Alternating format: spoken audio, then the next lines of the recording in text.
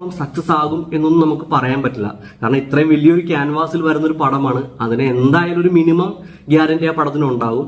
എന്നിരുന്നാൽ പോലും നമ്മുടെ ഒരു മലയാളിയുടെ പോയിന്റ് ഓഫ് വ്യൂവിൽ ഈ പടത്തെ നോക്കുകയാണെന്നുണ്ടെങ്കിൽ നമ്മൾ ഇതിനു മുമ്പ് കണ്ടിട്ടുള്ള ബിഗ് ബഡ്ജറ്റ് പടങ്ങൾ എന്നൊക്കെ പറയുന്നത് രാജമൗലിയുടെ സിനിമകൾ, ശങ്കറിന്റെ സിനിമകൾ, പ്രശാന്ത് നീലിന്റെ സിനിമകൾ, ഇങ്ങനെയുള്ള സിനിമകളൊക്കെയാണ് നമ്മൾ ബിഗ് ബഡ്ജറ്റിൽ കണ്ടിട്ടുള്ളത്.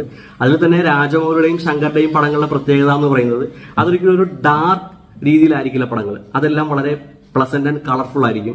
അതിൽ പ്രണയം ഉണ്ടാവും, പാട്ടുണ്ടാവും, കുറെ കോമഡി ഉണ്ടാവും, അതിന്റെ കൂടെ മാസം ഉണ്ടാവും.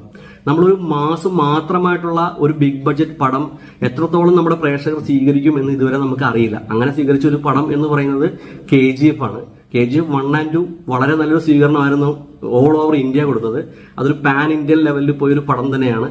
അതേപോലെ ഇതും പാൻ ഇന്ത്യൻ ലെവലിൽ പോകുമായിരിക്കും. പക്ഷേ ഇതേപോലത്തെ ഒരു കൊമേഴ്ഷ്യൽ ഫാക്ടേഴ്സ് എല്ലാം ഈ പടത്തിലുണ്ടോ എന്ന് നമുക്കറിയില്ല. കാരണം ട്രെയിലറിൽ നമുക്ക് അങ്ങനത്തെ